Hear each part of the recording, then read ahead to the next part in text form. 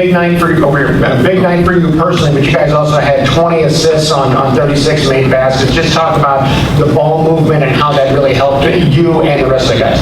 Yeah, coming into this game, we had a little while to look at them, to watch film on them and all that stuff. So we knew we were going to be able to get open shots, open roads, all that stuff. So all we had to do was execute, get it to both sides of the floor. They'll eventually give up on defense, and we'll be able to create wide open shots, and we were doing that the whole game. Seth?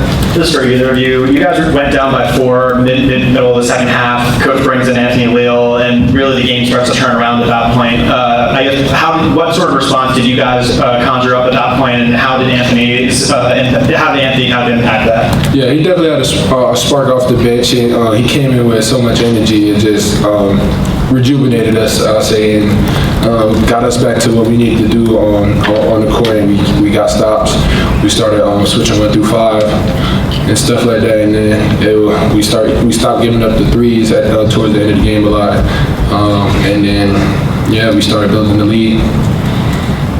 Right here, then Monty. Question for either of you. Obviously, Payton got his first start tonight and did some good things. I mean, he has 4-4 from the field, 8 rebounds. What was he able to do for you out on the floor?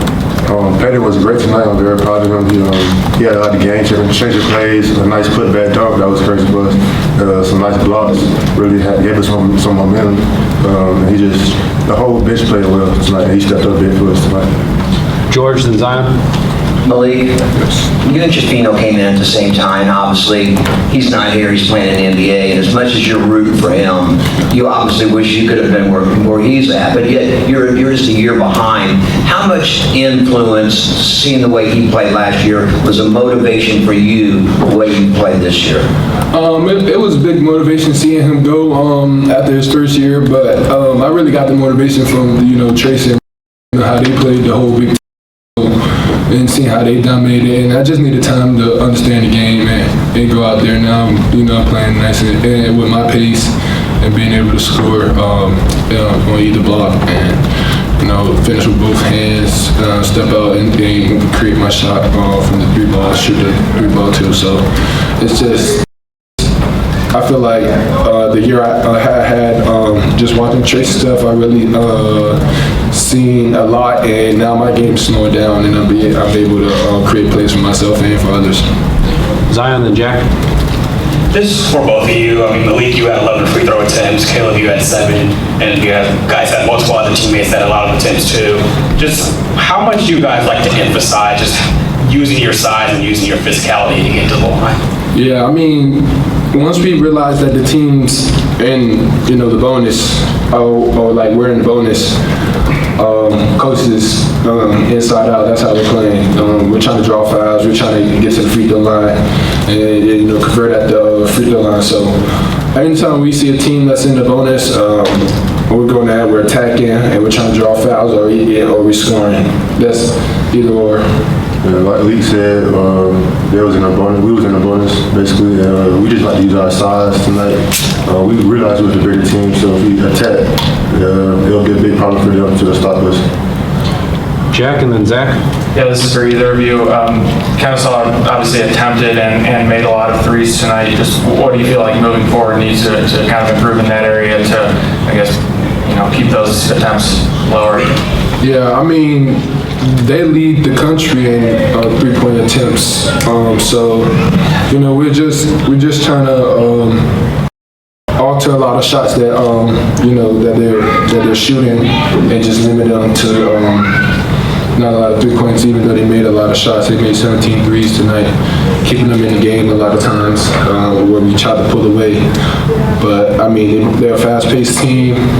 They try to get up and down the court, a lot of ball screen actions, a lot of up and down with them, cherry picking. So we just had to stop the initial force. And then when we realized that we could switch 1 through 5, it was easier to get back to the shooters because we're switching the 1 and the 5 man now. So there's no need for the nail and stuff. So when we finally realized the 1 through 5 switching it worked, we started pulling away at the end, and it gave us a little breathing room.